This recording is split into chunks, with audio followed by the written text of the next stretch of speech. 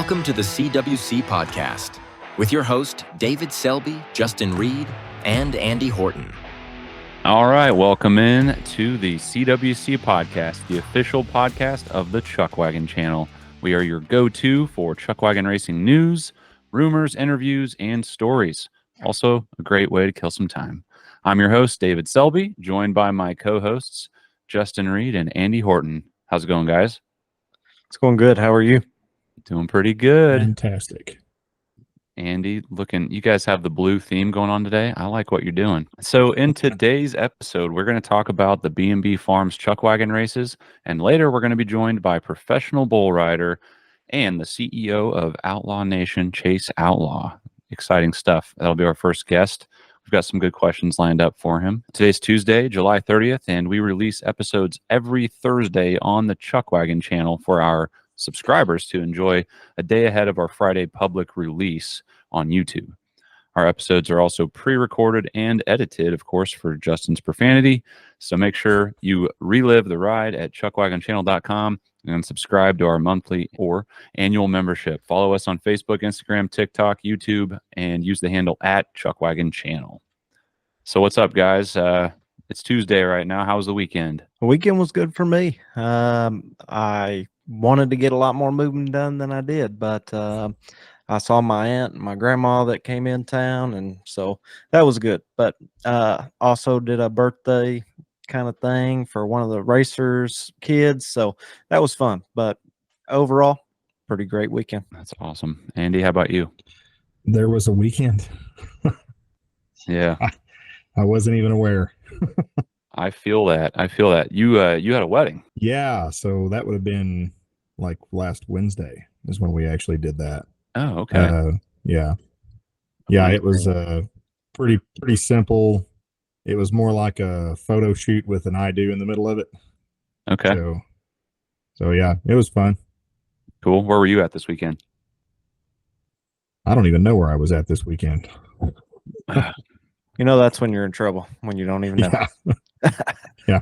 If you can remember, you weren't there. Well, the nice thing about shooting Chuckwagon races is usually you're eating about 3 days at a time. So it was that was my focus. I was in Bryant, Indiana, shooting the B&B Farms Chuckwagon Races, and that's a long way away. That is borderline need to catch a flight to go to that race, because that is about a 10-hour drive. And for me, so you're driving 10 hours to go there from Southwest Missouri, where I'm at, and I didn't remember that that's in a different time zone.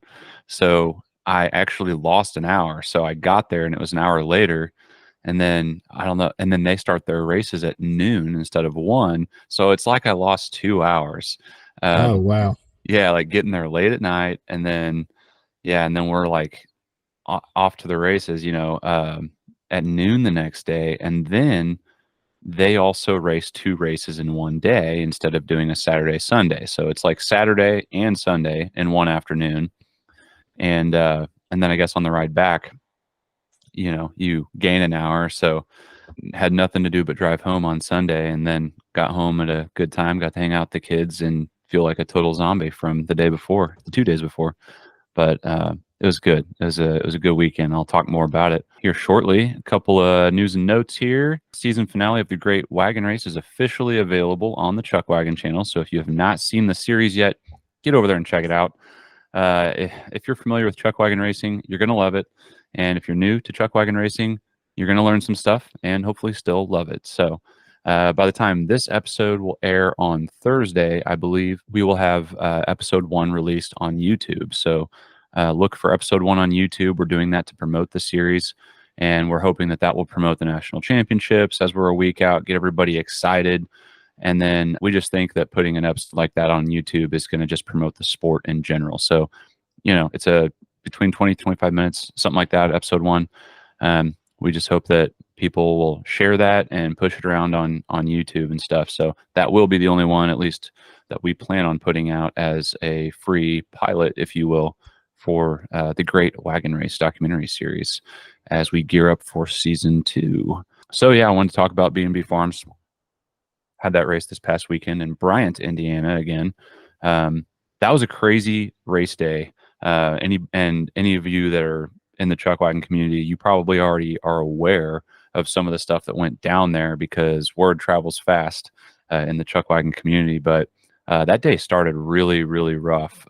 Within the first, it might have been the first like race, or maybe it was the second race, but maybe it was the second race, because I think that we had an outrider come through the finish line, and so I think that they must have started with the Oklahoma Land Rush, which a lot of these like outlaw and association races don't do that. But right in front of everybody, the outrider goes down, and basically, maybe from hitting the ground, maybe from getting kicked in the face a little bit by her horse, she goes out.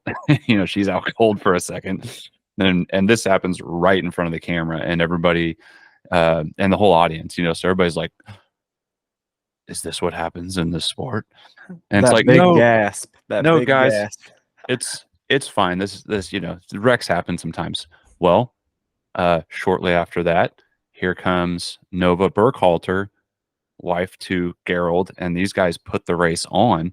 Here comes Nova on the Oklahoma Land Rush, and she comes through the finish line, and this finish line finishes right in front of the stands, and then it turns with the stands, which it's all just a bunch of flatbed trailers that are all doing this like curve shape basically, and it outlines the whole front side of the track. So the finish line finishes right before it elbows and turns and goes out through the rest of the long track. And so Nova just kind of falls out of her wagon, and she hits the ground, and she's down, and she's not really moving much. So the whole crowd once again is just stunned, and the ambulance has to come out and get her carried off, and you could tell she was in a lot of pain. And then I should follow up and say that the outrider from the first wreck, she got up and she walked away. She was fine. But Nova, she actually ended up being taken to the hospital, and they found out that she had fractured her pelvis, and so she would have had surgery, I think yesterday, Monday, and I have not followed up since then. But just everybody keep those guys in your prayers. It's tough to go and put an event like that on without having some major complications for yourself, so it took Nova and it took Gerald out of the event,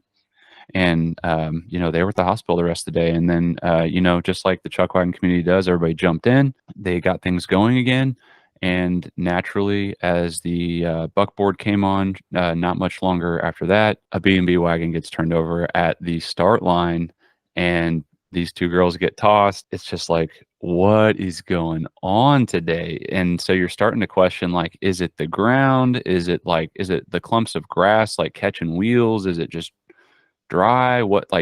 Is it safe? We had one lady that was like, sure that at the finish line that the horses were getting spooked by like a particular white tent that was reflecting the sun too hard. And I mean, that's where people's heads were going. And it was just like, man, what's going on? And then Andrea Frelix, she comes over, she takes the mic, she gets on there, and she just said, guys, this is not how these races are supposed to go. Everybody enjoys a good wreck, of course, but this is not how this is supposed to go. And so we're going to just say a prayer. And she prayed over the race and the track, and lo and behold, we were out of it. Like, we were right back into racing, and we didn't have any more serious accidents after that. Although on the buckboard race where the two girls got tossed out, that wagon had nobody in it, and it ran around the track, and it went out. And just to add a little bit of insult to injury for Gerald, these ponies found his truck on the other side of the track, out by the tree line, and they ran right into it and busted the side of his truck and his windshield. I'm just like, oh my gosh, like, this is just this is insane. Like, you can't even make this stuff up.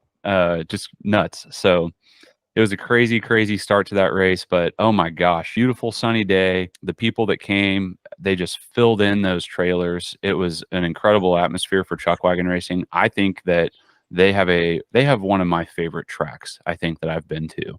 It's kind of a small setup because it's not as big of a race, but they start out to your left, they come running down in front of you and cross over to your right to the other side of the stands. and they go out and they do a loop, and they do like a full circle, and they come back and finish in front of you. So it's like a full like twisty tie kind of thing, if that makes sense. And every race ends at the same finish line. And so there's not a lot of races that can boast that, maybe none of them. And so that was one thing that I loved about that track. It was very, very much built for the spectators, and Gerald and Nova have just done a great job of setting that thing up. So I'm excited to promote it for next year. They're going to have to add some seating or something somewhere, because they've really filled in their trailers and everything. There's not a lot of extra room. And so it'll be fun to see how they kind of grow going into the future. And that was their 4th year having it. So I could see that event continuing to grow, and them having to make changes from the growing pains, the good growing pains from all that. And, and I wanted to go ahead and let you guys know, the Amish and we got along just fine. They're super nice. They get involved with the races. They had no problem with the camera, other than when I was asking them to interview, they just didn't seem interested in doing an interview. So I don't believe I got a single interview with any of the Amish there, but I gotta say, they are made of some tough stuff. Just watching like some of these kids get into these like little buggies or whatever and just fly. I mean, they look like seasoned vets in their little wagons and stuff. And then there was like a wreck on this like little 4 small wagon race that they did. There was a wreck where like one of them like got thrown out, and then another guy had to like miss him and dodge him. And then because he swerved so hard, he falls out of his. And these are like kids, and they just like cartwheel out of it and stand up. And the one kid that was like dodging the other kid, he falls out and holds onto his reins and keeps his pony. And it was nothing to them. And then they all jump in, and they all know how to like get, every piece of equipment on and off of a horse very quickly. That it was impressive. I hope that we see more Amish get involved with chuckwagon racing, because they are fearless, and they are very skilled with their livestock, and kudos to them. So yeah, I think that the future of that race is just going to be, I think it's awesome. For the 5th annual, I'll be there. We're going to just make it bigger and bigger. Quick notes on the actual races themselves. It was it was a race with a lot of different teams that I don't normally see. And then Andrea Fralix did get into a wagon, and she was looking really good in the classic. And so heads up, she doesn't know for sure if she's going to race at Clinton yet, but she did say that it's a possibility. She said that if she's going to race at all, it's going to be in the classic. And she was racing her own horses, and she was against Gerald's Reds, who have won the national championship. So, and they beat them. It's good to see her back in the wagon. She had a procedure or a surgery that kept her out a lot of this race season, and she's right back on it. She's looking great. So I'm excited to see what happens.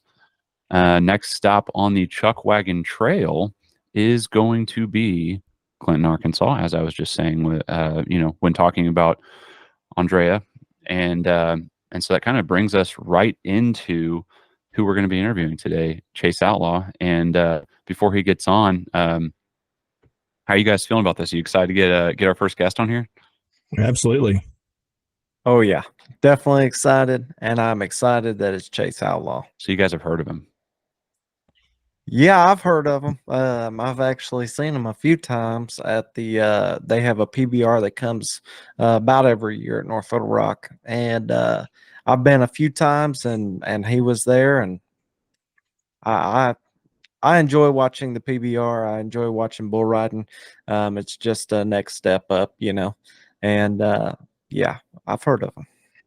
Yeah, I actually just talked to another bull rider a couple of days ago. It's he's a local guy here, and he's been in PBR for a while, and he knows Chase. And I told him that we were going to get to interview him, and he thought that was pretty cool. So that's awesome. Well, obviously having him on the show is exciting, and I feel like we could probably spend the next hour just asking him questions about like his career. I think it's so interesting to talk to a professional athlete. That's so intriguing to me, to talk to somebody that has made it to that level in their profession or their career. It's, as a kid that I played sports growing up, and I just, I'm out in the driveway shooting baskets, thinking about what it would be like to become a professional in that, or, track and field, whatever it is. You just think about going to the highest level and competing and being like the man in the arena, and so it's really, I think it's kind of cool that we get to have somebody at that caliber be on the show. And, probably something we may not get to talk to him a whole lot about this, but, there was a documentary series called The Ride that came out on Amazon Prime. And that was featuring the new format of professional bull riding, where it's not just your solo rider competing across like 3 days on a weekend or whatever. The format changes now to where you have teams, and there's a draft at the start of the season, and so you have this team of bull riders that you travel with, and you compete against other teams, and that's kind of the new format. And you have to have a qualified ride. It's the same for each individual. You have to have a qualified ride, 8 seconds to get a score, and then those scores add up for each team in that particular competition or that match. And whoever has the highest score at the end of that match would be the winner on that day or that weekend. And so this documentary series went through the whole thing, through the draft, through the the season, and featuring different athletes and everything throughout that whole thing. And it featured Chase. His story just within that season alone is so interesting. And he was such a big part of that. He's definitely the only guy like him in that series. Like you see a guy that's just like he's just a little bit like more amped up than everybody else all the time. And he's a wild dude. I've liked talking to him, and I see him down there at Clinton and stuff. And so it's exciting to get him on the show. So we're going to get him on here in just a minute. Okay, there he is. There's Chase Outlaw. And Sweet. what's up, man? Well, Chase, I'm not going to let you get started without giving you a quick intro. Chase has been actively in the PBR for quite a while now, and he's brought in over 1.9 million in winnings. Does that sound right, Chase? Yes, sir. But Because that ain't my online banking. I guarantee you that.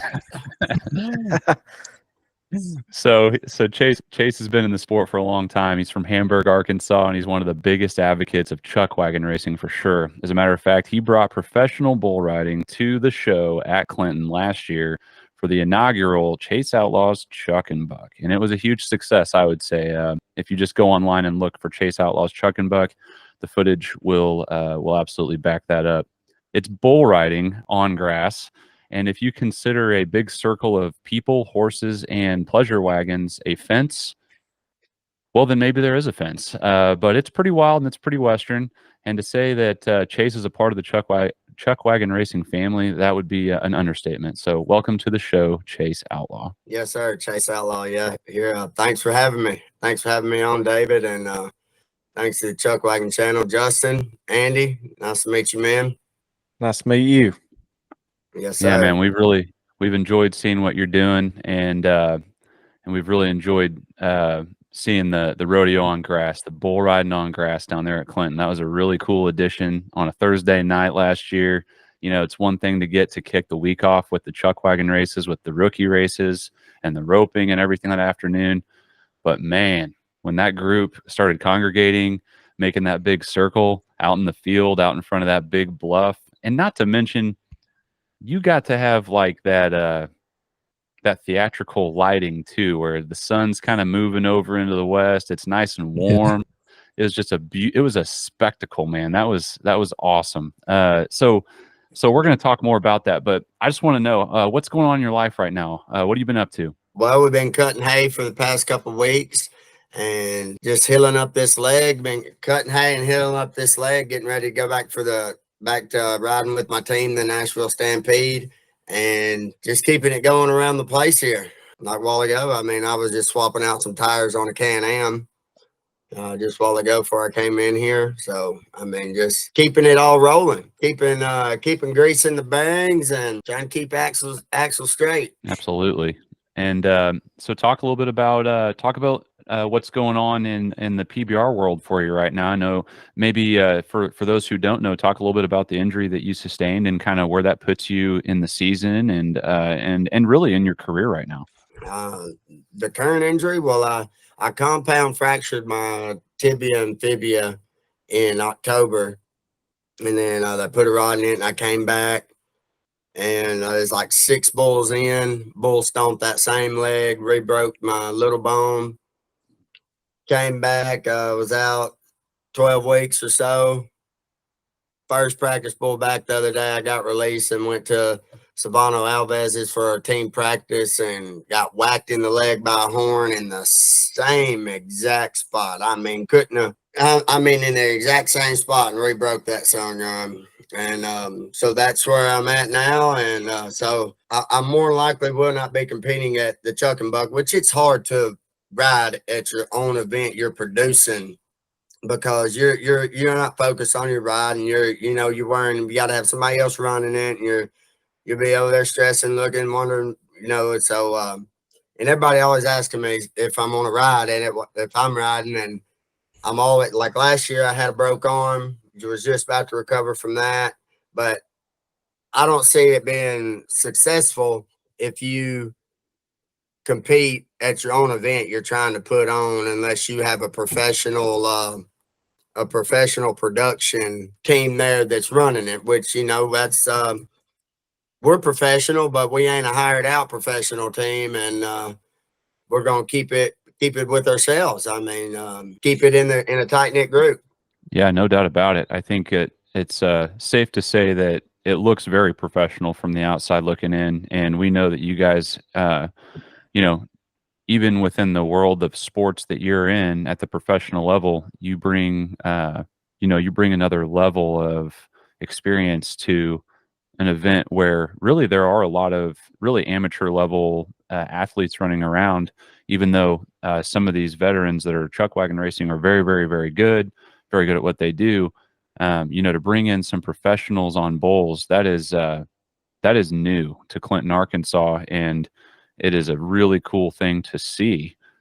So I want to kind of jump into talking a little bit about Clinton and get a little bit of background, get a little bit of your backstory. I know that, you didn't just on a whim say, hey, let's just have bulls at Clinton, like you had just heard about it. The Outlaw family's been involved with the races for a long time. So how many years have you been coming to Clinton for the national championships? And what's your first memory being down there? Well, this year will be our 25th consecutive year racing. And wow. That's gold buckle. Yeah. Dapple told me the other day, and I don't know if my dad knows it yet. And so I ain't said nothing, but I don't know if he knows it. Yeah, for those of you that don't know, every 5 years you get a token or a souvenir of appreciation from the oafs for participating as a racer at the national championships. And so when you get to that elite status of 25 years, they give you what they call the gold buckle, and you're invited to the gold buckle dinner that occurs on, is it Monday night or Sunday night? I couldn't tell you. It'd be the first one that any of our crew, would be getting it. But what's funny is Dan, he said, then they do the 25, 30. They skipped the 35 or something, or the 40. And they said, hey, why didn't we do it this year? Dan said, heck, we never thought anybody would last this long.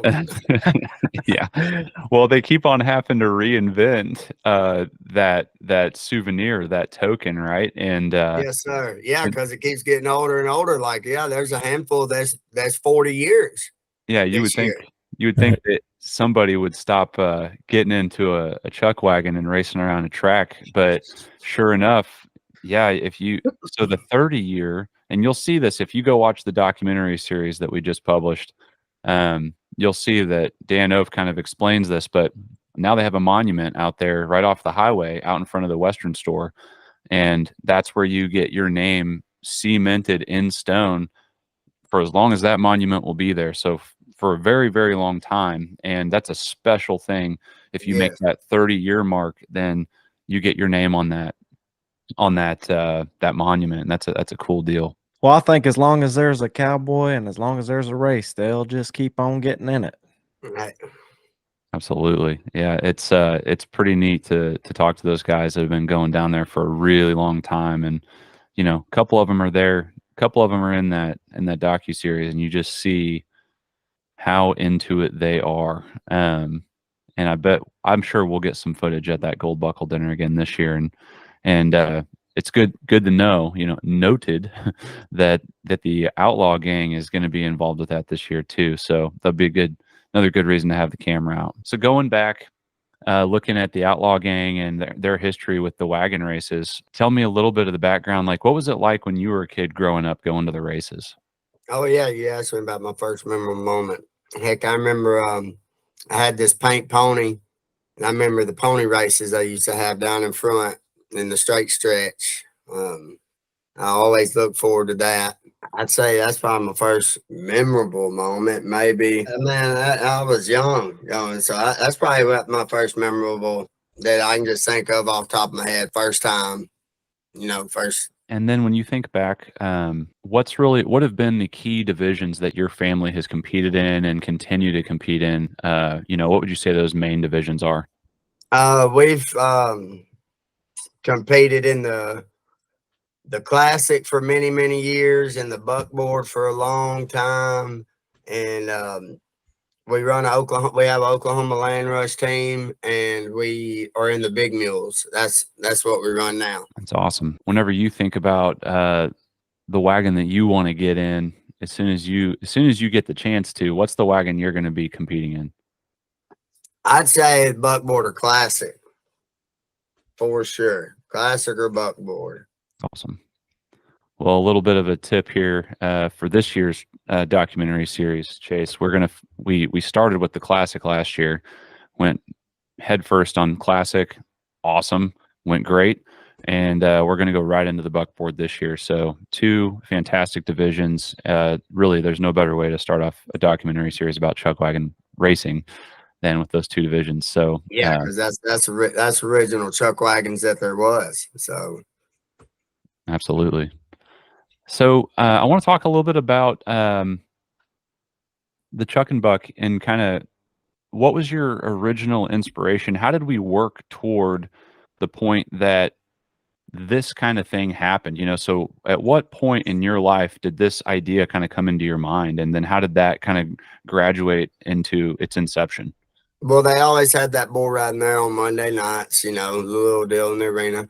But when I was probably like 14, 15, they was doing the bronc fan, and I said, man, could you imagine a bull riding out in this wide open pasture?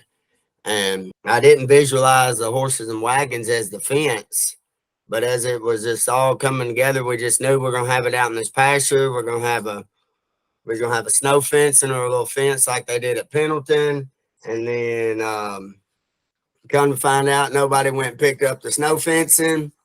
And me and Cord's like, well, I guess we're going to have to circle the wagons. And that's when we got to thinking, if we set that string flag banner up and we coordinated the parking to where they come in. I mean, you couldn't fit horses in between your wagons and whatnot. We had them stacked in there, wheel to wheel, bit to bit, coordinated all the way around there, all them horses up to that string flag banner where they was all made a perfect area. And yeah, we come up with that that day during races. So we told everybody was asking, and that's when I went up and told Dan and them to announce it, that make sure you bring that you come to watch out of your wagons. Like you remember when they made that announcement, and so that's when everybody started showing up and with their wagons, and we started coordinating them in. And then next thing you know, we couldn't fit another wagon in there. They was 2 rows, 3 rows, 4 rows deep.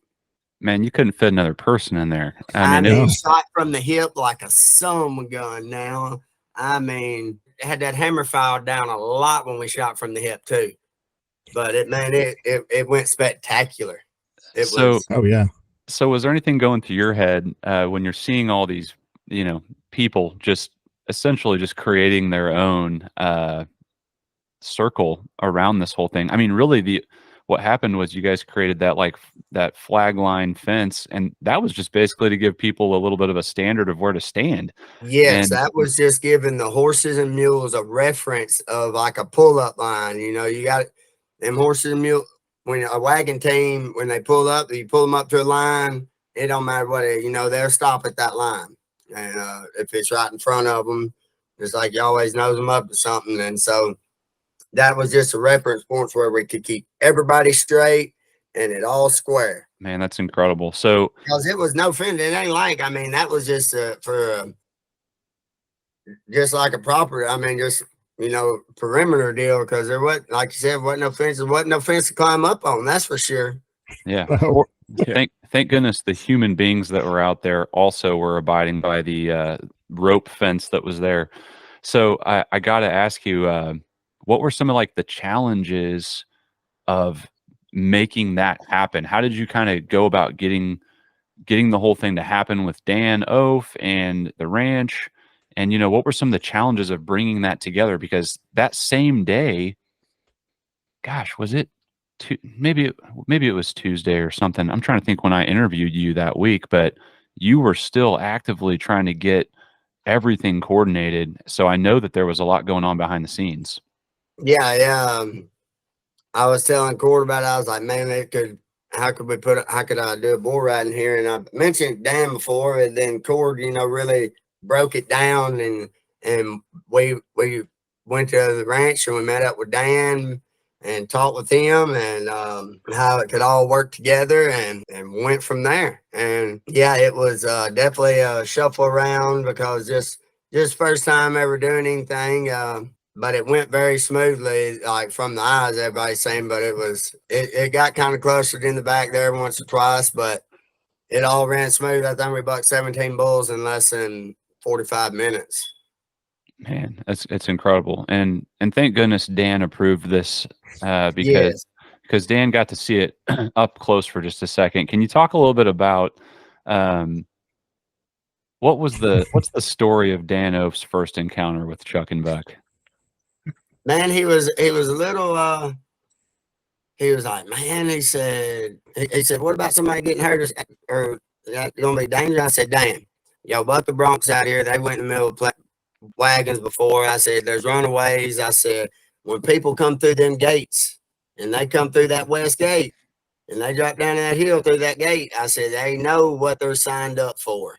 And I said, Dan, this is the cowboy. I said, I've been all over the world and I've been on some ranches and seen some things, seen some cowboy stuff. I said, but this is the biggest, cowboyest of the cowboyest right here. And I said, we might as well try. I said, bucking these bulls in the broad open grass and bringing the good guys. I said, let's try it. And Dan said, yeah, you're right. When I told him that this was the cowboy in his place, and I said, you got the best cowboys in the world that's right here if anything happens. And he said, yeah, you're right about that. So he was all in for it. He was excited to bring something else to the deal. And I just like to say thank you, huge thanks to the Oafs for because they didn't need to bring nothing else. They had, I mean, it was already so much to do, but I mean, it's just seemed that this has been a blowout talk about deal all year. And I just like to say thank you to Dan and Peggy and Dapple just for giving me the opportunity to try something like this. And I believe it's here to stay. And I believe that's what Dan and Peggy and Dapple both say, that that's here to stay, that it is, that's something that the people kept saying that they wanted. Hey, look at it this way. It still went better than Sisters Oregon, and they have a fence. Hey, that ain't no lie. But we ain't bringing nothing like that. Right. Yeah. So can you give me the recap of Dan and Peggy's experience actually going down? What were you guys were you trying to give them an award or just some gratification, or what was going on there? And for someone that wasn't there, what happened there? You talking about when that bull got out? Yeah. All right. Well, yeah. It was your clip. You got it on good footage. There was a gap there where a bull went through, and they was just gonna get down there and get and ground level and watch it. Well, as soon as I got down there standing in between, there's our wagon and somebody else's, and we never filled that hole back up because that's where we came in for introductions, and nobody ever came back in that hole. And there was just a few people standing there, and that bull came through there. And you can see in the video, Dan drops, tucks, and rolls underneath the wagon. And Peggy, she in that white shirt, you can see her backpedaling and step to the side, and she put her hands on that bull's head, and he went left and she went right. And it was because right after that, we were going to present them with a little award, and we did. But then right after that, Dan and Peggy, they got there at that stock trailer that was right there and watched from there. But I mean, come down there for 5 seconds to right before they was about to get that award presented and standing in the hole that the bull decided to go out of. But that made it a show, and people talked about that bull getting out. Oh yeah, Man, that's an incredible piece of the story. I mean, it's almost poetic because of the way that unfolded. And then just to see, Andy's flying that drone and he just follows that bull all the way out of there, and you almost had to slow the footage down to really see how quickly everything happens. But you're right, Dan Oath turns and he's like, oh, and he just goes straight down under that wagon, and then you see Peggy's just must have had an agreement that said every man for himself when we get down here. But and that's what Peggy was saying, that they don't get to watch and Apple said they don't get to watch the races or watch down there at ground level because they're up top doing the times and all that.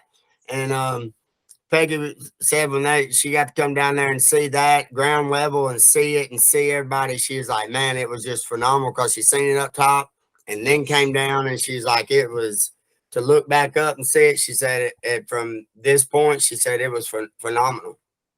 That's awesome, man. Yeah, I mean, it was a huge success in my opinion, and having the lineup that you had with Andy Stewart up there announcing, a guy who's announced at the races for years and years in the past, and it was just good to hear his voice coming over the loudspeakers again, and he just brings an element of comedy into everything that he does. He's just absolutely fantastic. I've known Andy for a long time, way before he started announcing the Chuckwagon races, because he's just right down the road from me here, just right across the state line. Oh, okay. And so is he going to be back this year? And on that note, we've got year two. Year 2 is right in front of us. So who's coming back? What's going to be different? What can we expect in year 2? Not going to say the riders right now, but because that's off. We ain't playing marbles. Everybody's riding every weekend. Possibility of ins and outs could changes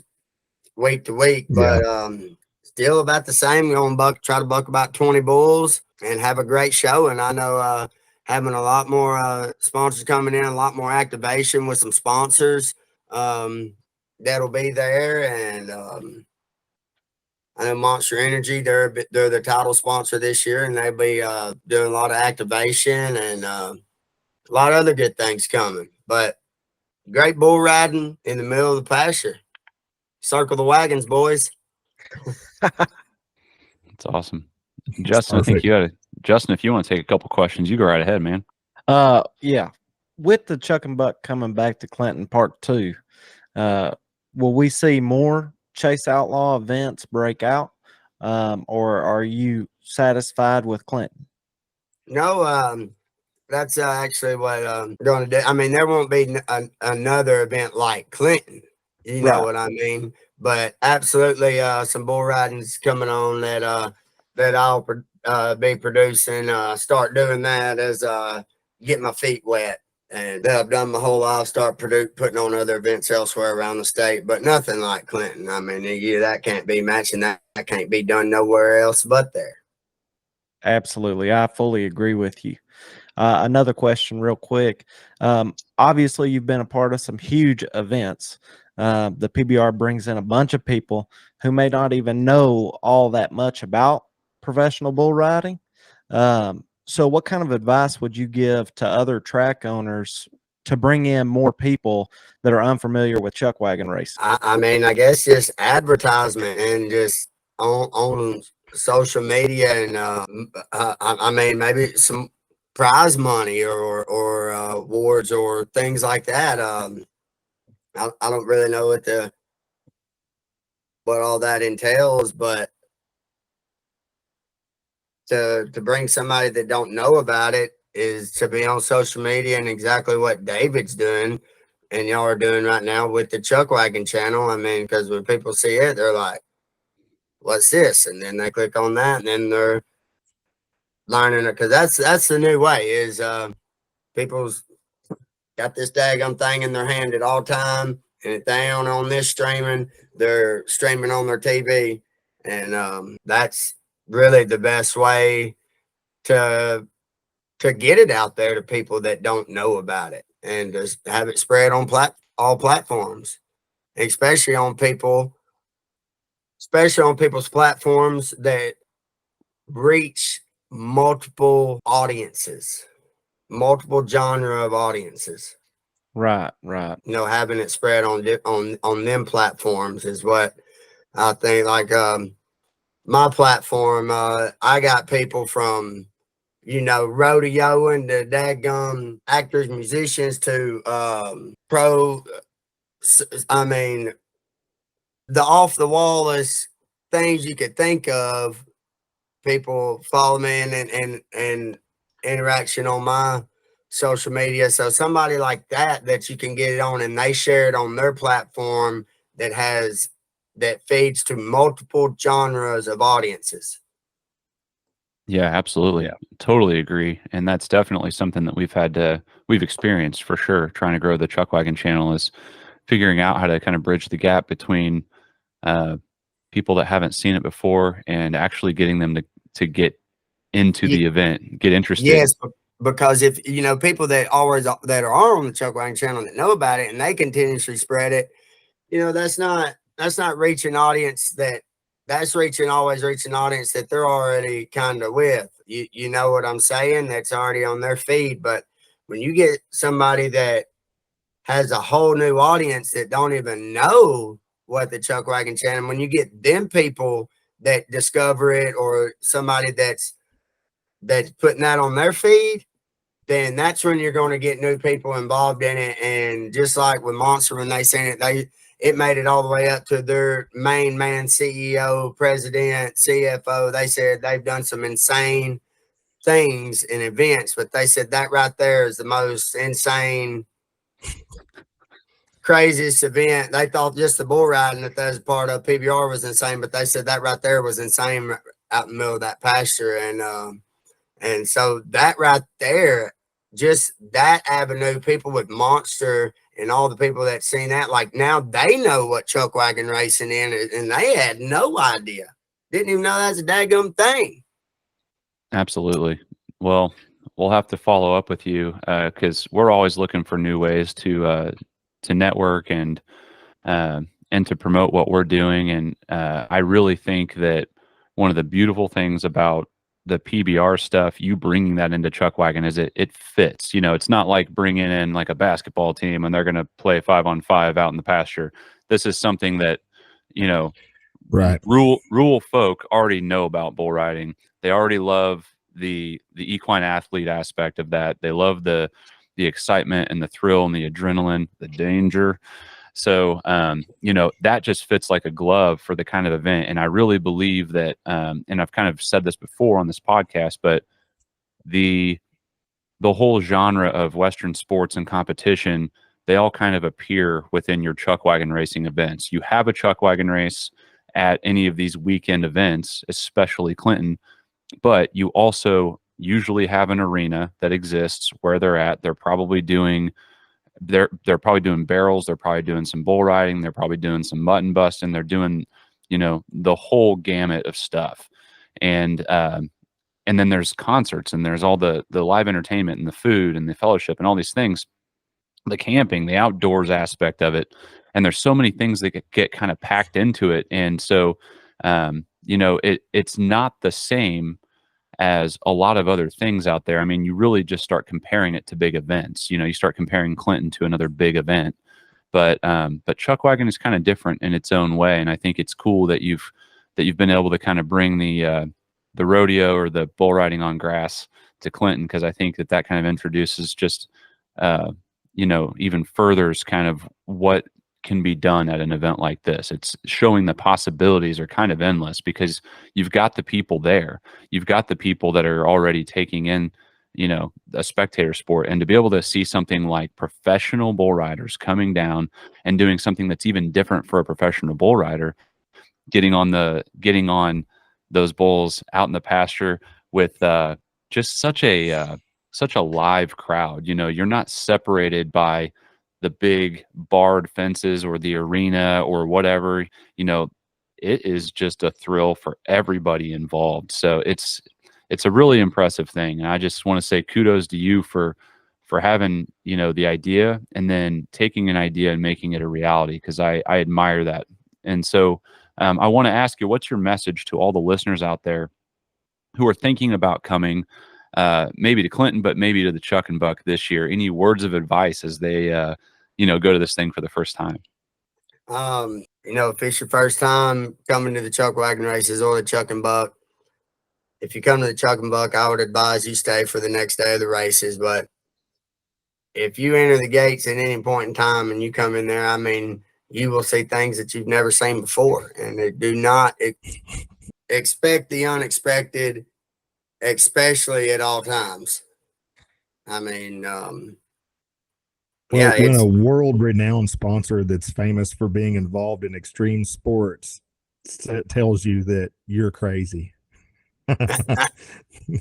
Yes, it's kind of surreal that now I just like to thank Cord McCoy that gave me the confidence, to step out and actually have the confidence to try to put it on and whatnot. So I'd like to say thank you to him for, giving me the confidence, and now I know what I'm capable of. And more importantly, Dan and Peggy and Dapple for just giving the opportunity, and hope we don't let them down.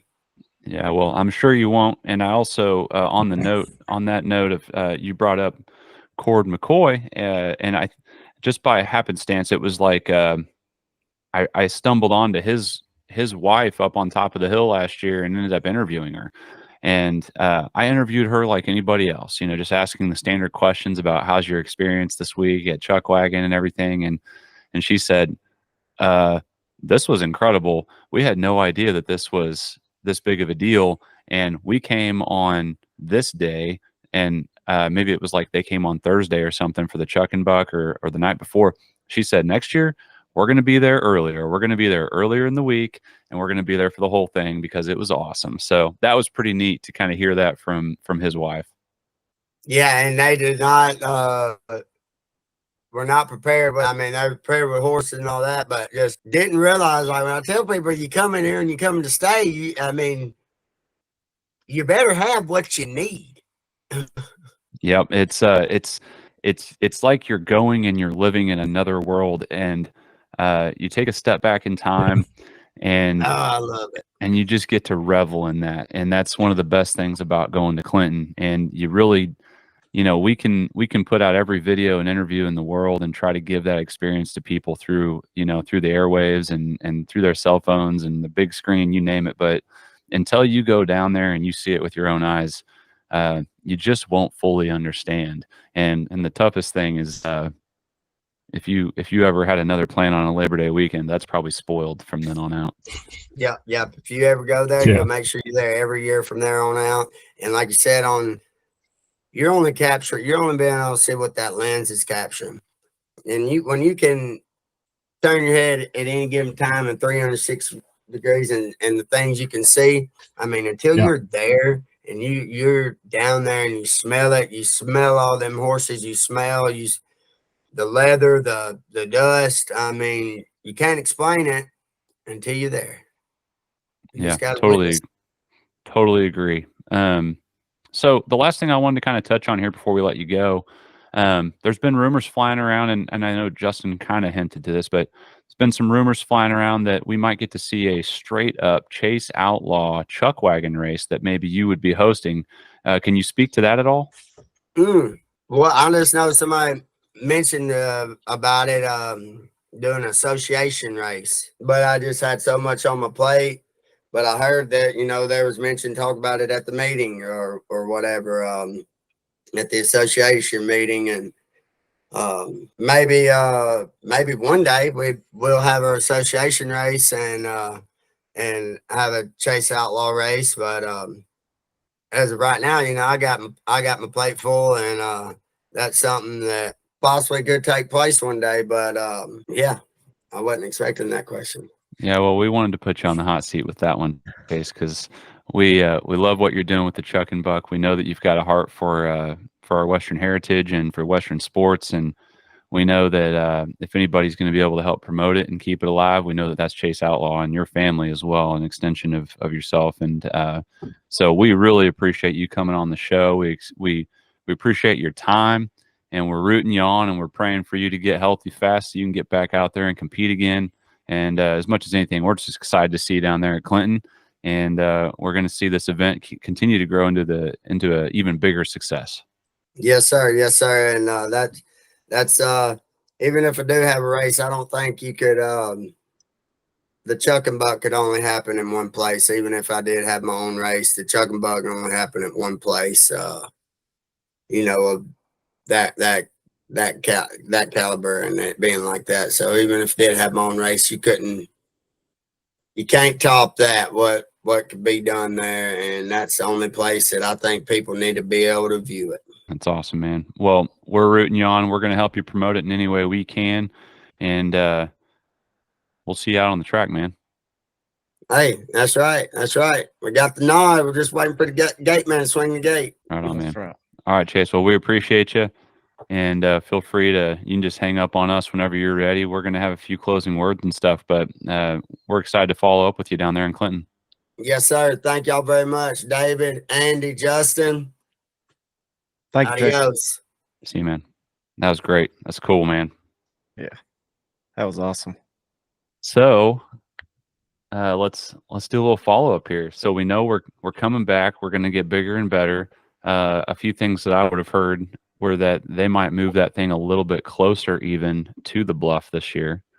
Any key takeaways for you guys on the interview? I mean, I think he's spot on with his, you know, it's not that it's an unknown thing, but he's right. He's right when it comes to reaching people. You can't basically just keep, you know, hitting the same exact chamber of people over and over again. You need to do that because obviously, you know, you're providing content to the people who are interested in what you do, and that makes sense. But like you said, you do have to, you know, reach out, collaborate, do something, find somebody that, you know, maybe not a completely unrelated group of people, but at least, you know, you got to find that crowd that's close to what you do, but maybe haven't discovered what you do, you know? So, I thought that was pretty good advice. Well, that was pretty cool. Yeah, I fully agree with you. I mean, I think, you know, David and I have had this conversation a little bit before is, you know, bringing in more influencers per se is going to be something that's going to allow that opening up of, you know, their fans or the people that follow them may not know what Chuckwagon racing is, but maybe they've been to it and it's someone that we can reach to help promote things like that. Or, you know, what they did in Camden was they went to their local news station and actually had them do a little clip of the Chuckwagon racing, and then they actually interviewed Clay a little bit about it, which is really cool. I mean, if we could do that for a lot of the other races, I think that'd be a great way to get it out to people in our local areas that at least I don't know how many people watch the news, but that's Right. definitely an aspect you can use. Yeah, absolutely. No, and I think that there's something to be said for when you're combining. I mean, you think about the fan base for PBR, and if you find a way to hit that audience with some kind of content that's using Chuckwagon racing and PBR, or and really we're not saying PBR, we're saying professional bull riders. Not necessarily. It's not really. No, it's not the organization. Right. It's not the organization, but knowing that those fans have their riders or the people that they love going to this other event that's the National Championship Chuckwagon Races, and you start overlapping those audiences a little bit, and they get acquainted with each other. That's a win-win for both of those sports. For Oh yeah. PBR or professional bull riders to come and put on a show in front of 20,000 people or whatever it is that night, and to give them that experience. I guarantee you there were a ton of people at that Chuck and Buck that had never been to a professional rodeo event. Maybe they've been to their local rodeos and stuff, but man, it's different when you've got like your professional announcer, you've got the music, that you've got a DJ that he's got one job, and that is to play that music and make sure the beat hits hard when that gate flies open. And then you've got that stock that's, professional grade riders, professional sponsors, high level. It's an experience. And so when you bring that experience out there, and then you add another element of danger with no fences, that's a spectacle in itself for the fans on both sides. Whether you're more of a bull riding enthusiast or fan, or if you are a Chuckwagon race fan, I just think it bridges the gap between those two sports, and that's a unique thing. So I hope that we see more stuff like that, and those are the kinds of things for us to be thinking outside the box on, how can we promote Chuckwagon? Well, how can we promote other Western competitions or other gatherings of people that have similar interests, and so I'd love to hear back from our audience on stuff like that. I'm always open to hearing new ideas and stuff, but type in the comments below. Let us know what you think about that. Let us know what you think about Chase's interview. And on that note, I think we're going to start segueing out of this, unless you guys had anything else you wanted to follow up with on the Chase interview. All I'll say is that you heard it from the source. There is going to be a second Chuck and Buck, and there is nowhere else that you'll ever be able to see something like that again. So if you're wanting to see it, better make your way to Clinton. Yep. Get down to Clinton, Arkansas for the national championships. It's coming up fast. It's going to be, for those of you that are just going to be down there for the whole 10 days or so, you're looking the last week of August. So it's coming up right around the corner. And so segueing out of that, coming up on our next episode, we've got Dan and Peggy Oaf. We've got the real OGs, the creators of the national championship Chuckwagon Races, and they're getting ready to host their 39th annual national championships. So that's an exciting thing, and we're going to have a lot of questions for them, but we would love to know in the comments below, what questions do you have for Dan and Peggy Oaf? What itches in the back of your mind when you think, these people put this thing on? How does that happen? What are the pain points for them? We want to get some of those details that we don't always get. And, we got a lot of really good stuff from them on the documentary series, but there's a whole lot more to uncover. So don't miss out on the next episode 4, and that'll come out next week. So if you like the show and you want to consume more of this Chuckwagon content, make sure you subscribe at chuckwagonchannel.com. We'll have our shows out every Thursday there for our subscribers, and then we'll put them out to the public on YouTube on Friday. So make sure you follow us on Facebook at the CWC Podcast. Thank you so much for listening, and we'll see you out on the track.